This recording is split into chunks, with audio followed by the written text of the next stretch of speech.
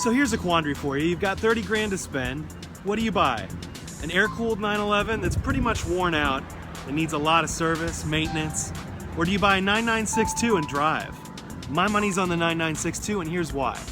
Now, first off, let me clarify what I mean by 9962. I mean the second iteration of the Porsche 911 996. The 996 came after the 993 and after the 964. Things like this wing that comes up at speed were carried over from the 964 and 993 era cars. Now, have a look in the boot of any Porsche 911 and you'll find this sticker. It's the option code sticker. I can't stress enough how important it is to identify which option code your Porsche has, as buyers are really very interested in particular X options or options that are unique and make the car more desirable. As you can see, this car has some very interesting options. It's got the painted center console, painted hardback sports seats.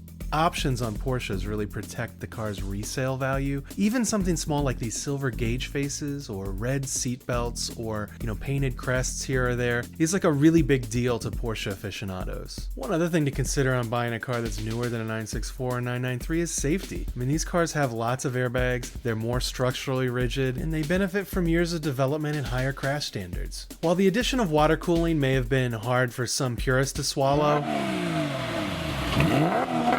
Porsche engineers made sure the Flat Six's song was just as angry as ever.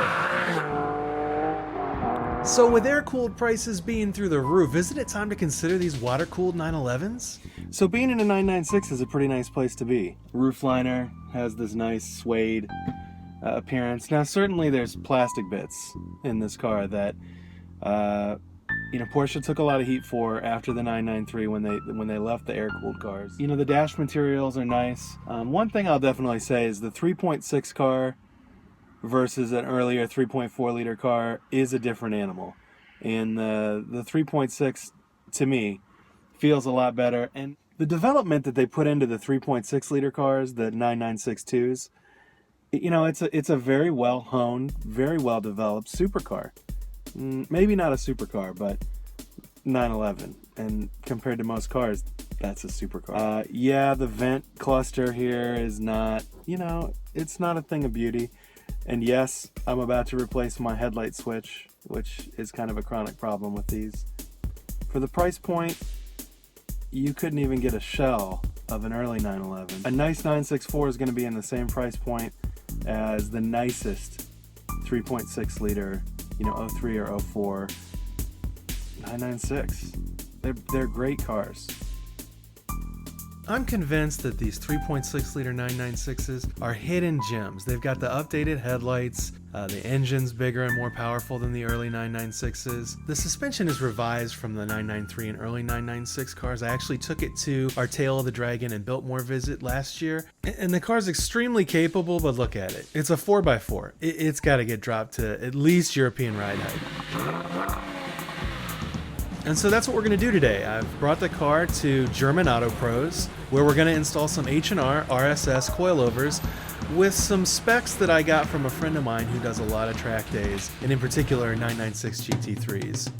One other thing I want to point out about the 996-2 cars, and in particularly those option packages, are these wheels.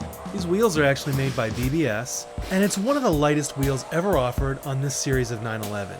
It's interesting to me, they managed to keep the 996 under 3,000 pounds, and in an era where almost every car weighed over 3,000 pounds, that's definitely a point of interest, and the extent to which they would go to keep these wheels so lightweight, keep the unsprung weight down, is just testament to what an engineer's company Porsche is.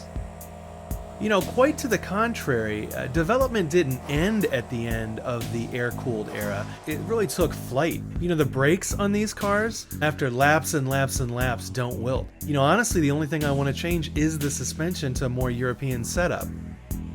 Anyone who's driven a 911 will see there's a very special feeling that these cars have. And I think to a greater extent, the 996 is more usable. You can slide it easier, you can adjust your angle easier. The nose has more road feel than the earlier cars. And, I think the fact that these are so undervalued because they're water-cooled. There's been a lot of misnomers on forums. You know, IMS bearing. If you look up 996, a lot of people go on and on and on about IMS bearings. Ask a 911 996 owner who's been checking their oil, changing their oil regularly in these service shops that service these cars, how many bearing failures they've seen, and you're going to be really surprised. I think a lot of it is due to lack of maintenance and lack of awareness about what a fantastic car this is, what a great driver's car this is, and you can get the most optioned up, the lowest miles 9962, have a nice collector car that will appreciate because people are blind to this spot in the market right now. So just look at this 9962. Does it not scream 911? Yeah, it does, and you owe it to yourself to check one out. Look, air-cooled cars are great. I've had an RS America, I've had a 965 Turbo. They're awesome cars. They're fast, they're fun, but so are these water-cooled 996s. So go ahead, be picky. Pick the color you want. Pick the options you want. Get a one-owner car. Get a car that's virtually unblemished. Because you can. Because for the price of an air-cooled rat, you can have the world's most beautiful 996. I think it's the tip of the day. Throughout the year, we'll be doing updates on this 9962.